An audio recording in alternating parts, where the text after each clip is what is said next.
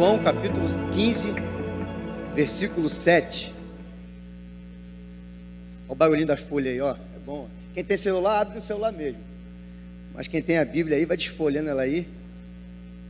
Lá no Novo Testamento, João capítulo 15, versículo 7. Não vou deixar você por 40 minutos de pé. Mas eu queria te pedir, se coloca de pé para a gente ler um versículo só. É rápido. Felipe, para que ficar de pé, Felipe? É rapidinho. 10 segundos, amém? A minha versão vai estar diferente, mas tem o mesmo sentido da sua. Diz assim: mas se vocês estão em mim, e as minhas palavras estão em vocês, estejam certos de que tudo quanto pedires, recebereis. Pode sentar em nome de Jesus. Durante todo esse mês, a gente ouviu alguns ministros aqui falarem acerca de ser mais que vencedor. E existem muitos exemplos que vão nos levar a esse viés, para entender o que é ser mais que vencedor. Talvez você vai pensar assim, pô, lá vem ele falar disso.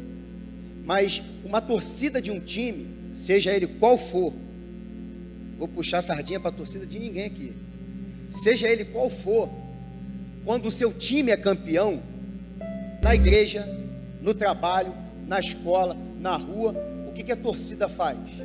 A torcida fala assim: nós fomos campeões. Não é assim que acontece? Espera aí, mas calma aí. O time que foi campeão, os jogadores que jogaram lá que foi o campeão, mas a torcida acaba se tornando mais que vencedora. Por quê? A ideia de mais que vencedor é exatamente isso. É você não fazer nada e conquistar. É você não precisar, não ter nenhum esforço e conquistar aquela vitória. Quem acordou cedo para treinar foi o jogador. Foi ele que se absteve. Quem que já jogou bola, irmão, algum dia? Bola, você... Aí, muita gente jogou bola aí. Olha o peixe, jogou bola, peixe? Quem acorda cedo é o jogador. Ele tem que se privar muitas vezes de um passeio que ele teria que dar, porque ele tem que estar em concentração para o jogo que vai vir. Ele se privou. Até a alimentação, irmão, é balanceada. A torcida não fez nada disso. Mas quando eles ganham lá, a torcida, ela se torna mais que vencedora. Não entendi, Felipe. A ideia é essa. Não teve nenhum trabalho. Por que a igreja ela é mais que vencedora? A igreja é mais que vencedora porque você e eu não tivemos esforço nenhum. Por que a igreja é mais que vencedora? Porque teve um chamado, Jesus Cristo, que foi o vencedor. Ele foi o vencedor e nos tornou mais que vencedor. O santo se fez pecado, ele levou todo o pecado da humanidade para que os pecadores fossem santos. O justo desce e se torna injusto para que os injustos fossem justos nele. Ele desce com essa finalidade. Mais que vencedor é exatamente isso. Ninguém aqui anda com coroa de espinho na cabeça. Você anda com coroa de espinho na cabeça aí, para cima e para baixo? Vai dizer alguns historiadores que os cravos que penetraram na cabeça de Jesus, e vão dizer alguns historiadores também que o excesso da penalidade, os romanos, eles excederam na penalidade. O filme que o Mel Gibson fez aí da Paixão de Cristo, não chega nem aos pés do que Jesus passou. Ninguém anda com coroa de espinho aí, mas por causa da coroa de espinho que ele carregou, que ele teve em sua cabeça, você agora conquistou uma coroa de glória e de ouro, quando Jesus voltar para arrebatar a igreja dele. Alguém aqui anda com o corpo deslacerado aí? Ninguém anda com o corpo deslacerado. O profeta Isaías vai dizer que nele não se achou formosura alguma para que pudéssemos desejá-lo. O corpo de Jesus, o seu corpo foi verdadeiramente moído pelos nossos pecados. O corpo dele foi triturado pelos nossos pecados. O meu corpo não foi deslacerado, o dele foi. Mas porque o corpo dele foi deslacerado e foi moído por causa de mim e por causa de você, é por isso que quando Cristo voltar para arrebatar a igreja dele, porque tem gente que pensa que Jesus não vai voltar, né? Eu quero abrir um parênteses aqui. Às vezes a conquista aqui na terra está tão boa, está tão legal, e às vezes a gente nem pensa no céu. Pensar no céu por quê? Se eu estou conquistando muito aqui. Mas haverá um grande dia que Cristo vai voltar para arrebatar a igreja dele. E por causa desse corpo deslacerado, eu um dia vou galgar um corpo incorruptível e um corpo de glória. Quem está entendendo a palavra, irmãos? O pastor Nunes sempre fala comigo assim: Felipe, na hora da pregação você não pode louvar. Mas, irmão, não tem como não louvar, né? Tem um louvor antigo que fala assim, ó, quando ele venceu. Ele venceu a morte. Quem sabe canta. Por amor a todos nós, desceu da sua glória. Isso aqui é década de 70, tá? Para cumprir plano de Deus, humilhado e machucado, carregou aquela cruz, mas ao terceiro dia ressuscitou o meu Jesus. Ressuscitou. Você tá velho, hein? Jesus venceu a morte, ressuscitou. Ressuscitou.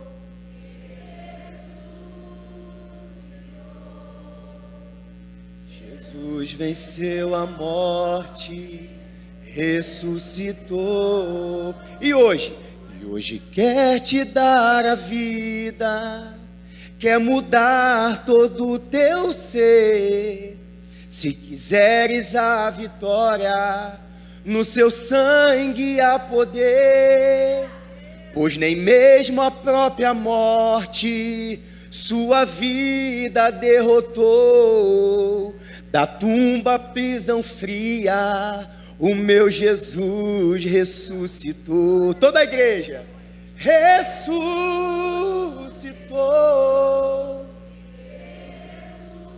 Aleluia, Deus. Jesus venceu a morte. Aleluia, Jesus.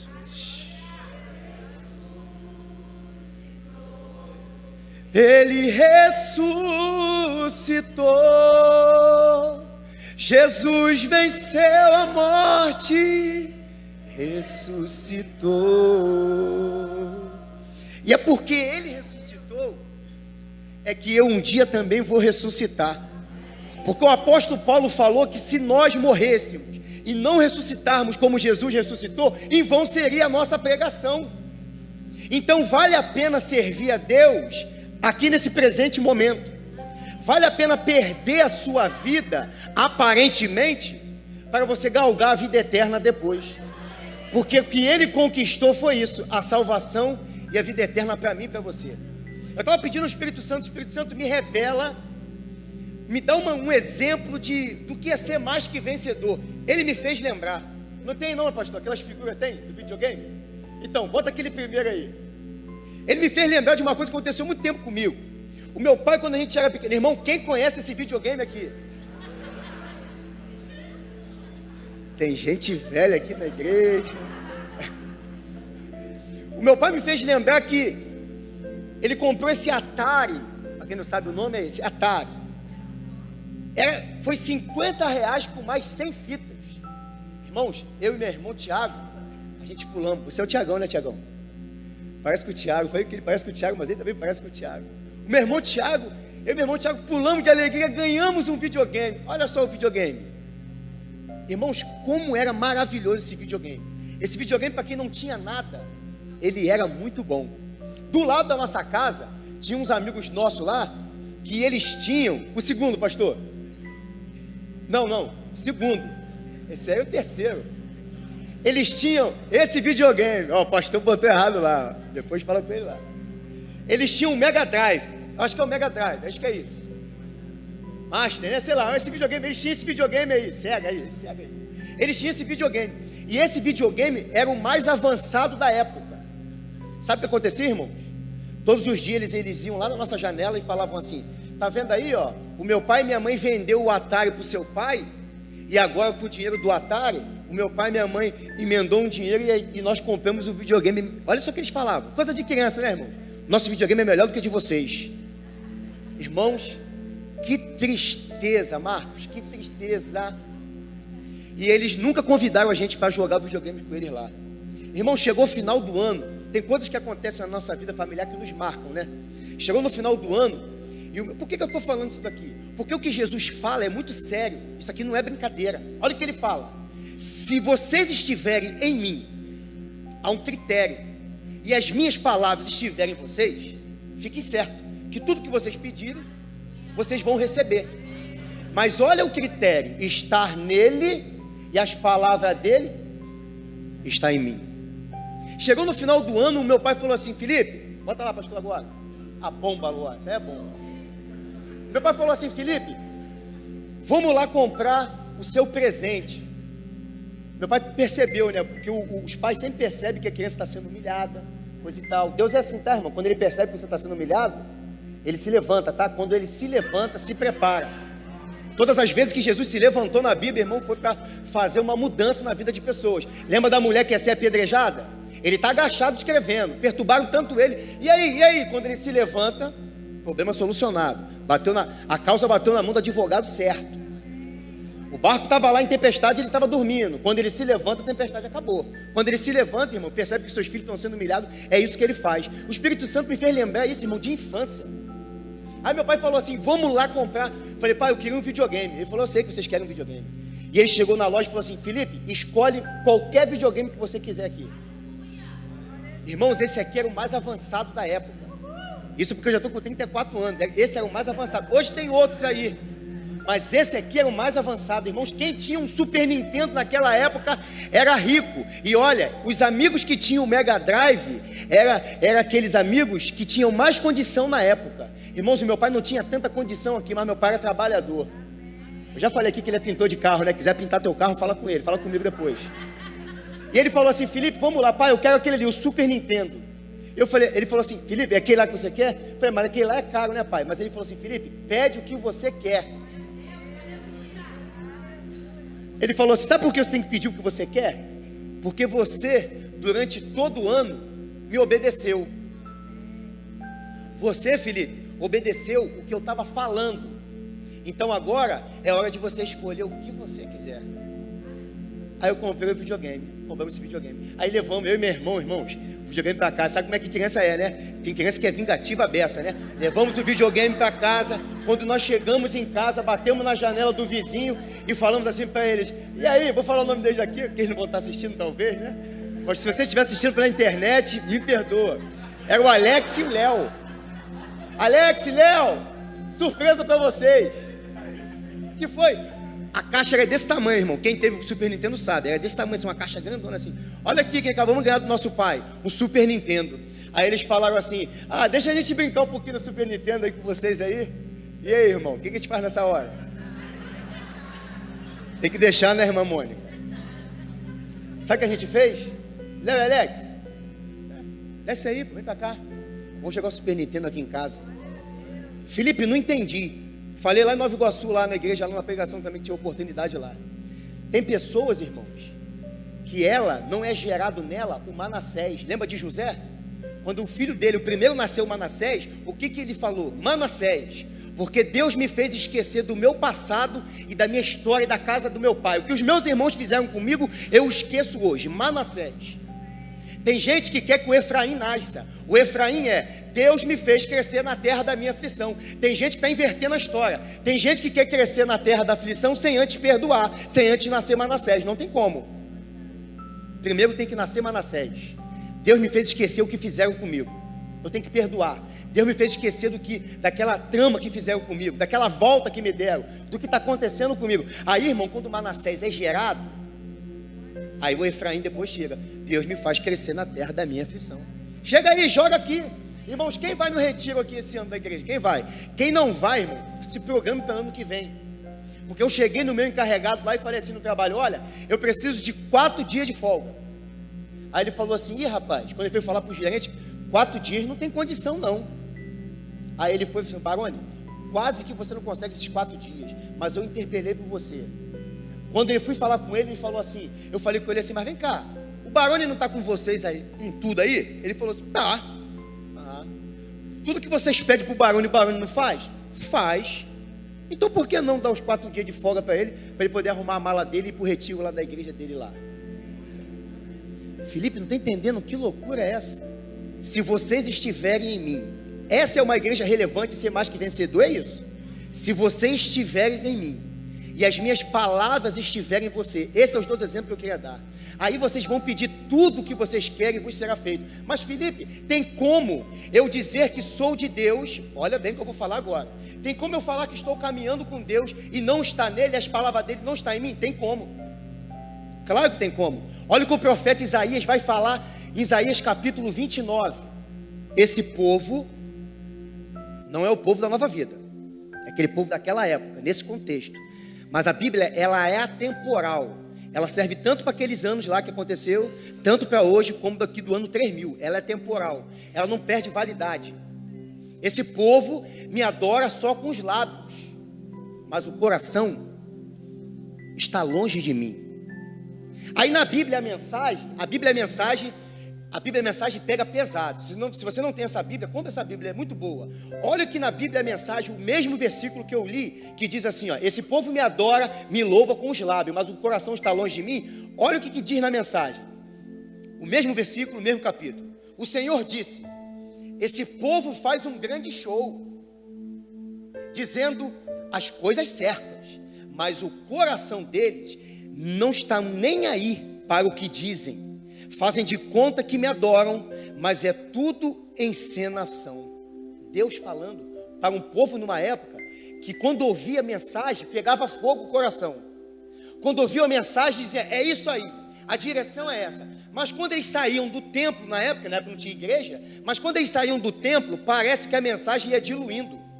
Aí o coração ficava longe de Deus. Deus estava falando já naquela época para aquele povo. Aqui não acontece isso não. Em outra igreja talvez aconteça, aqui não acontece não. Porque às vezes quando nós estamos ouvindo uma mensagem, sabe aquele dia que você ouve a mensagem de direção e fala assim: essa é a direção para a minha vida, é isso mesmo que eu vou fazer, a partir de hoje eu vou ter essa mudança de dentro para fora, é isso que eu quero na minha vida a partir de hoje. Mas quando chega no portão para fora, parece que a mensagem dilui. E parece que o roubador de mensagem, que é o nosso inimigo, tira a mensagem do coração, e a proposta que você tinha colocado no coração some.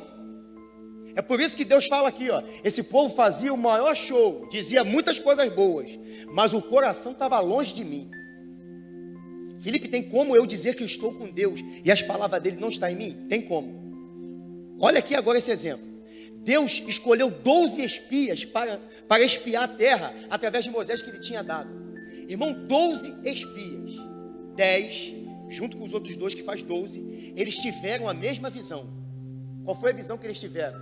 Eles viram naquela terra os cachos de uva que chamava escol, entenda, nessa escol que desce redonda do comercial não, tá? Porque ela não desce redondo não, ela desce quadrada, faz família ser destruída, amigos de infância brigarem, contendas, não desce redonda não, ela desce quadrada. O cacho de uva era escol.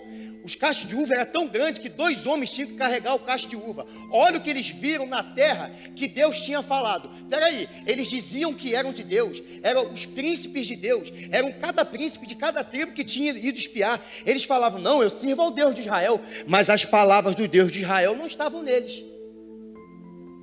Porque o que Deus tinha falado através de Abraão era: olha, eu vou dar uma terra boa para vocês, uma terra que mana leite e mel. Ou seja, tem como estar com Deus e a palavra não está em mim? Tem como, irmãos. Olha o exemplo bíblico aqui. Não sou eu não, é a Bíblia que está falando. Eles avistaram a mesma coisa: figos gigantes, uvas gigantes, romãs gigantes, 40 dias espiando a terra. Mas quando eles vão levar o relatório para Moisés, irmãos, aí a gente vê quem está com a palavra de Deus mesmo no coração, acreditando. Porque olha só, irmão, quando você coloca um quadro todo branco aqui e coloca uma pintinha pretinha ali no meio, e você fala assim: qual é o erro desse quadro? O que tem de errado com esse quadro? A primeira coisa que a pessoa vai reparar é o pontinho preto lá. O quadro é todo branco. Foi o que eles fizeram. Eles observaram o problema. Eles falaram: não, a terra é boa, mas só que tem um problema.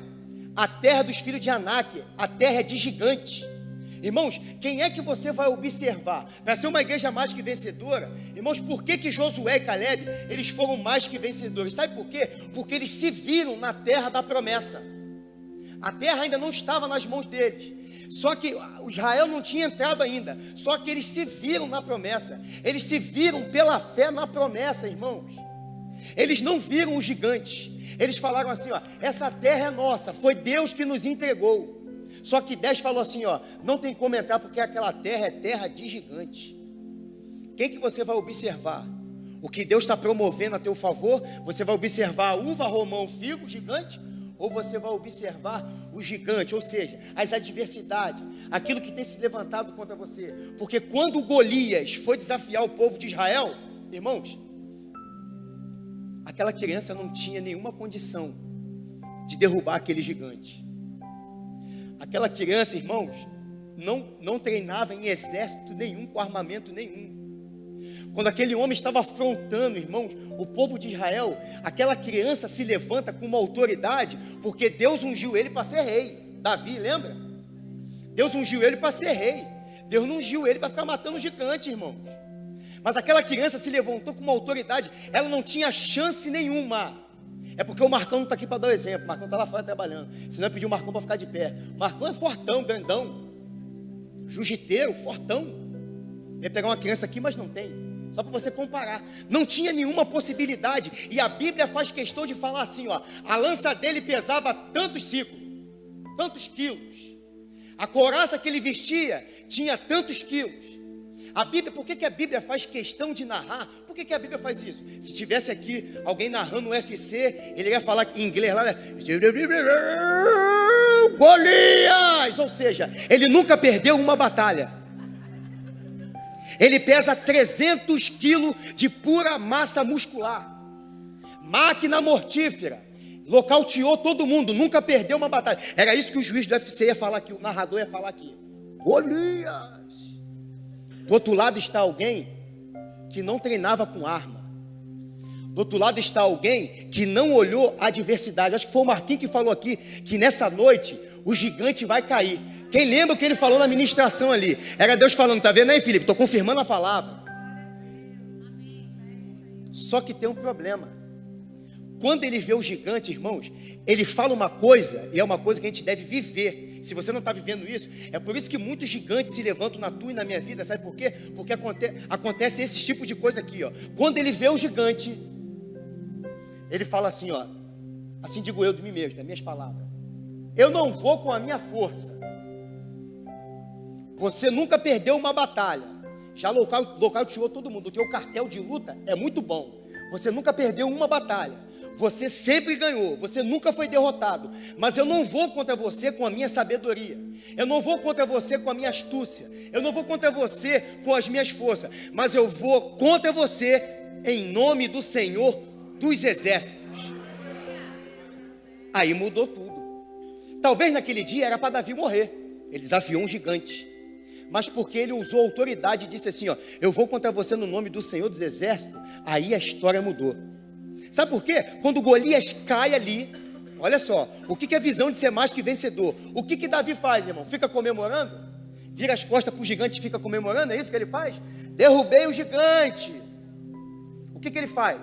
Assim que o gigante cai, é isso que você tem que fazer. Essa é a direção de Deus nessa noite. Assim que o gigante cai, ele vai correndo, pega a espada do gigante, a própria espada do gigante, porque ele tinha profetizado o quê? Ainda hoje, a tua cabeça vai estar nas minhas mãos. Profetizar em meio à guerra. Profetizar quando as coisas ainda não aconteceram. Felipe, mas não é sério, profetiza não. Mas ser mais que vencedor é isso, é profetizar quando você não está vendo. É você acreditar que vai acontecer quando você não está vendo. Porque você vendo é fácil. Ele corta a cabeça do gigante, irmãos. O que significa, Felipe? Não estou entendendo a mensagem. O que significa cortar a cabeça do gigante? Cortar a cabeça do gigante é colocar ponto final naquele gigante. Desconectando a cabeça do gigante, aquele gigante não pode levantar nunca mais. Há pessoas que estão enfrentando muitos... O Espírito Santo falou isso comigo. Há pessoas enfrentando muitos problemas, sabe por quê? Porque ela só derruba o gigante, mas ela não coloca o ponto final no gigante. Ou seja, não corta a cabeça. Não coloca. Há pessoas que entraram aqui nesta noite que precisam colocar ponto final em alguma história. Há pessoas que precisam colocar ponto final em alguns assuntos aqui nessa noite. Sabe por quê? Porque senão ele sempre vai se levantar. Porque senão, irmãos, Davi não precisava cortar a cabeça do gigante. É necessário colocar ponto final em algumas coisas da nossa vida, para Deus começar um novo, para algo dele começar a acontecer de novo, para o novo dele entrar na nossa vida. Irmãos, há pessoas que já saíram do estado da morte para a vida. Eu estou terminando a mensagem agora. Há pessoas que já saíram do estado da morte espiritual para a vida. Porque desde o momento que você entregou a sua vida para Jesus, quando você levantou as mãos, você saiu de um estado de morte espiritual para uma vida em Deus. Há pessoas que ainda precisam tomar essa decisão de sair desse estado de morte espiritual e se posicionar em Cristo. Para a vida de Deus entrar, lembra de Lázaro? Para a vida de Deus entrar dentro daquela pedra, Jesus dá uma ordem, né, Lívia? Ele dá uma ordem. Olha o que Jesus fala. Que isso, Felipe? O Deus do impossível, né, Fábio? O Deus do impossível não pode rolar essa pedra? É claro que o Deus do impossível pode rolar essa pedra. O Fábio esteve ministrando lá em Nova Iguaçu, ele falou sobre isso. É claro que o Deus do impossível pode rolar muito bem essa pedra, mas só que Jesus dá uma ordem: tirem a pedra. Porque o Deus do impossível só vai agir. Felipe, mas a série não é o Deus do impossível, é ser mais que vencedor. Eu sei, mas o Deus do impossível só vai agir quando você tirar a pedra que está atrapalhando. A pedra é aquilo que não deixa a vida de Deus entrar. Por isso que Jesus fala assim, ó, o que adianta Jesus falar assim, ó, Lázaro, vem para fora, se a pedra estava lá? Ele ia ficar batendo na pedra e ia morrer lá, irmãos, sem alimento, sem nada. Era necessário rolar a pedra. Felipe, não estou entendendo. Há pessoas que entraram aqui nessa noite também, e eu também preciso tomar algumas decisões também na minha vida. É pedras que eu preciso tirar. Tem gente com a pedra do orgulho aqui nessa noite. Deus está dando a direção para essa pessoa, para ela fazer algo, mas ela não toma atitude. Ela não quer abaixar a cabeça e não quer reconhecer. Quando Davi, irmãos, adulterou com Betseba e o profeta foi desmascarar ele abaixou a cabeça e falou assim: eu reconheço, eu estou errado, eu fiz tudo isso mesmo. Até a alegria da salvação eu perdi, mas eu estou aqui, o profeta Natan, eu estou aqui disposto a recomeçar. Por isso que ele pede para o Espírito Santo assim, ó, torna a dar-me a alegria da salvação. A oração que ele faz: não retira de mim o teu Espírito, Senhor. Há pessoas que precisam rolar a pedra da falta do perdão. Precisa perdoar. Há coisas na vida de pessoas que ainda não aconteceram, porque existe pedra. É por isso que Jesus fala assim, ó, rola a pedra, porque rolar a pedra é contigo. Quem vai dar a vida sou eu. Para a vida de Deus entrar, a pedra tem que ser rolada. Quando Lázaro sai lá de dentro, essa é a segunda parte que eu quero falar e termino. Ele está enfaixado, pastor. Quando Lázaro sai de dentro do túmulo, ele está enfaixado. Quando ele está enfaixado, e eu creio, e diz historiadores que aconteceu foi isso, quando Jesus fala, Lázaro, vem para fora, ele está enfaixado, ele vem pulando, está todo enrolado, ó. Ele obedece, porque quando o príncipe da vida, aquele que é o dono da vida, dá a ordem para a morte tem que obedecer. Lázaro vem de dentro, irmãos, ó, pulando, porque ele está todo enfaixado. Aí Jesus dá a segunda ordem. Olha a segunda ordem de Jesus: tirem a faixa dele, desatem ele, para que ele possa andar. Felipe, não entendi. Tem pessoas que já saíram do estado da morte espiritual e já estão em Cristo, mas ainda estão enrolados em algumas coisas da sua vida. Felipe, eu vim ouvir a série Mais que Vencedor. Para ser mais que vencedor, nós precisamos tomar algumas atitudes na nossa vida. Para ser mais que vencedor, algumas pedras têm que ser roladas. Para algumas coisas acontecerem na nossa vida, nós temos que fazer o que Jesus falou. Olha a ordem de Jesus: tire a atadura dele, porque com essa atadura ele não vai conseguir andar. Tem pessoas sim que já servem ao Senhor Jesus, mas tem pessoas que estão enroladas em alguma atadura da vida. E Deus está falando nessa noite: tira essa atadura, porque eu quero te levar para patamares maiores. Eu quero te levar para níveis espirituais bem maiores. Aquilo que eu fiz na sua vida até hoje ainda não se compara ao que eu quero fazer na sua vida. Tem pessoas que já saíram da morte para a vida espiritual, já estão em Cristo, já são mais que vencedores, mas estão assim, ó. Não conseguem andar, não tem um avanço, porque tem coisa que está enrolando, e está enrolando ela, e está enrolando ele. E o Espírito Santo de Deus te trouxe aqui nessa noite para te dizer: tira essa atadura. Atadura é aquilo que está te impedindo de você ser mais que vencedor. Tem coisas no mundo espiritual, pastor Dinei, que está retido, porque pessoas não tomaram a decisão, sabe de quê? De tirar a atadura. Deus tem falado, Deus tem usado, no louvor Deus fala, mas a pessoa não toma uma atitude de fé. Quando o pastor Rangel prega aqui sobre o filho pródigo, A igreja tem o costume de rir, né? Porque é uma passagem que ele fala muito sobre a passagem. O Lúcio não está aqui, mas a esposa dele está lá atrás. Ele é meu amigo, eu posso usar ele como exemplo aqui. O Lúcio, ele é um ex-morador de rua, né? Ele é um ex-morador de rua. E se você conhece uma pessoa que um dia esteve dentro de uma casa, e essa pessoa, agora ela vai para a rua, essa pessoa, quando no passar dos meses, ela fica irreconhecível. Não tem como reconhecer aquela pessoa, uma vez que ela foi para a rua e está jogada longe de casa. O filho pródigo foi isso que aconteceu com ele. Na passagem do filho pródigo, ele fica irreconhecível, ele perde a identidade dele e ele vai embora. Eu queria que você atentasse para uma coisa aqui agora. Quando ele sai de casa, ele sai bonito, igual o Barone assim. Eu sou bonito nada, só estou dando um exemplo. Ele sai bonito com o ouro dele, todinho, no cavalo, montado no cavalo. Ele sai bonito olhando para o pai e falando assim, pai, tchau. E o pai podia muito bem impedir ele e falar assim, meu filho, você vai ficar em casa. Você não sabe viver sozinho. Mas por que o pai não impede o filho de ir embora? Porque o filho tinha que reconhecer que por si só, que estar longe da casa do pai, é a pior coisa do mundo. Ele vai embora, irmãos, e ele fica irreconhecível. Você conhece a história melhor do que eu. Só tem crente aqui nessa noite, talvez. E ele, irmão, vai embora. E nessa que ele vai embora, a Bíblia vai dizer que ele está comendo lavagem. Quem come lavagem é o quê? Quem mora na rua. Porco. Quem mora na rua. Eu lido com isso todos os dias, trabalhando na rua. Pessoas mergulhadas dentro do lixo.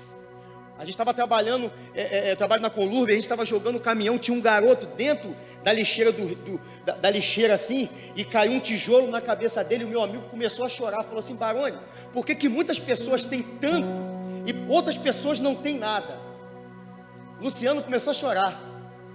Aí o Espírito Santo comunicou na minha mente assim, Barone, fala para ele, irmão, isso não estava na mensagem não, tá? Eu falo, Espírito Santo, fica à vontade, me usa como o Senhor quer me usar. Ainda que alguém diga assim, ó, você não pega mais, beleza. Mas eu vou falar o que o Espírito Santo está mandando eu falar. Eu falei assim, Luciano, sabe o que foi isso que ativou no teu coração agora, Luciano? Eu fiquei alegre, o Fábio tem o costume de rir. Quando o Espírito Santo revela alguma coisa, ele fica rindo. Ai, fica rindo, eu estou aprendendo com ele. Eu comecei a rir. Luciano, sabe o que o Espírito Santo ativou no teu coração agora? Sabe o que ele está dizendo? O teu sentimento que você teve agora, de ver essa pessoa jogada no chão, com fome, catando lixo, é o sentimento de Deus. E às vezes nós damos tanta prioridade a outras coisas. E às vezes nós damos prioridade à parede. Nós somos a igreja de Deus. É nós que vamos ser a igreja relevante nessa geração. Se a igreja do Senhor Jesus Cristo não entender que ela é mais que vencedora e que ela pode atingir pessoas, ela pode alcançar pessoas, já saiu totalmente dos bolsos já. Se ela não entender que ela pode, ela está sendo chamada aqui nessa terra para ser sal e luz, referência nessa geração, irmãos. A igreja perde o sentido. A igreja não é esse ambiente bonito. Aqui é o lugar aonde a gente se reúne para adorar a Deus e ouvir Deus falar. No ar-condicionado é bom, é claro, por isso tem que semear. Sentar na cadeira boa é muito bom, por isso nós temos que semear. Mas Deus está chamando. Desculpa estar gritando assim, de repente tu não gosta, irmão, grita tanto, tem gente até que vai embora, perdoa. Mas Deus está nos chamando para ser uma igreja mais que vencedora. Há muitos filhos pródigos por aí espalhados, precisando que um filho se levante e diga para ele que ainda há esperança. Meu amigo no trabalho, posso falar porque eu vivo. Deu um pão pro rapaz, Luciano, come pão aí. E o amigo, e ele foi comendo o pão, e ele falou assim, Barone, agora vai lá dar uma palavra para ele. Falei, daqui ali pro piano. O Espírito Santo, dá uma palavra para falar para ele. O Espírito Santo, tum. Falei, tá vendo esse pão que você está comendo? Ele todo comendo. Esse pão não vai nem matar a tua fome. Vai distrair a tua barriga, o teu estômago. Mas existe um pão vivo que desceu do céu, que ele quer acabar e solucionar com todos os seus problemas e quer alimentar o teu espírito. Ele chorou e falou assim, eu sou um pastor afastado. Eu sou um filho pródigo, afastado. Felipe, não estou entendendo essa mensagem louca sua. Viu para ouvir mais que vencedor. Irmãos, existem pedras preciosas que estão jogadas aí fora, pelo caminho da vida. E Deus está nos chamando nessa geração para ser os bons samaritanos. Sabe quem é o bom samaritano? O bom samaritano é aquele que não é religioso. O bom samaritano é aquele que vê alguém parado, caído no chão e não faz como o sacerdote. O sacerdote é o pastor da época. Não é os pastores daqui não, pelo amor de Deus. É de outro lugar, não é daqui. O sacerdote passa direto vendo aquele homem caído. E eu tenho prioridade, eu tenho que falar com Deus, eu tenho que adorar a Deus lá na igreja. O levita, que são esses ministros aqui de Deus aqui, essa banda aqui maravilhosa e outros que tem aqui nessa igreja, faz a mesma coisa. Eu vou passar de que nada está caído, cheio de sangue, vou sujar minha mão, vou sujar minha roupinha. Religião. Deus está chamando a igreja dele para ser uma igreja mais que vencedora. O mais que vencedor se coloca no lugar do sofrido. O mais que vencedor não suporta ver o caído e deixar ele lá caído. Eu não estou falando, irmão, para você fazer loucura não. Mas aquilo que o Espírito Santo comunicar no seu coração, vai e faça. Se ele está mandando, ele te garante, irmão. Aí vem o bom samaritano, que não é de religião nenhuma. E ele observa, como todos os dois observaram. Mas ele faz melhor do que observar, pastor Nunes. Ele observa, se aproxima. Irmãos, eu fiz uma peça na igreja metodista, quando eu era na igreja metodista, bem pequenininho, quando a gente ia. Eu era o ladrão que apanhei lá na peça. O ladrão, esse que apanha da história do bom samaritano. Eu sei o que é isso, irmão. Os irmãos da encenação ali, os jovens estavam comigo, não pegaram leve não, eles erraram o soco, o chute e bateram mesmo para valer. Eu estava caído lá no chão, eu não vou deitar aqui que vai ser muita vergonha fazer isso não, mas eu estava caído lá no chão, pedindo ajuda, porque na peça eu tinha que falar assim, ó, me ajuda, me ajuda. Aí passou o sacerdote pedindo ajuda, não me ajudou. Eu chamei o levita e o levita não me ajudou. Eu senti na pele o que era aquele homem caído ali, irmãos. O bom samaritano não só olha, o bom samaritano se aproxima. O bom samaritano faz melhor do que se aproximar. O bom samaritano tem contato com aquela vida. O bom samaritano saca da sua cintura, porque é o costume, a bila de azeite. Azeite é para cicatrizar feridas. O bom samaritano, há pessoas no seu ministério que estão feridas. Você que é líder aqui de alguma coisa aqui na igreja, há pessoas que estão totalmente feridas. Há pessoas que a gente vai receber ali no start, ali os líderes estão ali, que estão feridas. Mas Deus está olhando para a tua cintura, se você vai sacar o azeite. O azeite é cicatrizante. Ele vai também, saca o vinho também, que é cicatrizante também, e coloca na ferida daquele homem. Cuida daquele homem, como se fosse da família dele. Leva aquele homem para um lugar, para estalagem, e deixa aquele homem lá. Felipe, não entendi. Há pessoas que estão caídas por aqui, e aqui é a estalagem da história, a igreja, esse ambiente aqui, e Deus quer contar com os bons samaritanos, para ir lá buscar essas pessoas. Às vezes alguém que está caído, entenda, tá, irmãos, essa história não é só para quem está caído na rua não. Às vezes tem alguém lá da sua faculdade, que está pensando em se matar, e você, direcionado por Deus, vai ser a igreja mais que vencedora. Vai chegar até essa pessoa e vai falar assim, ó, tem jeito, Deus pode mudar a tua história. Deus vai usar você para colocar a mão na vida dessa pessoa. Deus quer levantar uma geração cheia de autoridade, cheia da unção de Deus, usando o poder que Deus já nos deu. Mas a pergunta que não quer calar, onde estão os bons samaritanos que vão se levantar e vão falar assim, ó, eu estou disposto a fazer isso? Porque às vezes tem alguém lá na sua família ferido, e Deus conta contigo para você colocar o azeite lá na ferida dessa pessoa. Quando o filho pródigo volta para casa, ele não volta bonito igual o Baroni. Ele volta assim, ó. O irmão da filmagem já falou assim, Baroni, para de ficar andando no púlpito lá, porque você atrapalha a filmagem, dá muito trabalho pra gente. Desculpa aí, meu irmão. O filho pródigo que um dia saiu bonito, volta assim, ó. Todo sujo, pés sangrando de tanto caminhar sozinho. Ele volta nu, sujo. Aí a Bíblia diz que o pai vê ele de longe. Lembra que ele perdeu a identidade dele de filho? Perdeu a identidade, foi embora. Ele tinha um plano na cabeça, se eu for só um funcionário do meu pai, da casa dele, já estava bom. Aí a Bíblia fala que o pai vai correndo ao encontro do filho, e o pai está com uma perna de 3 desse tamanho para dar no filho, né?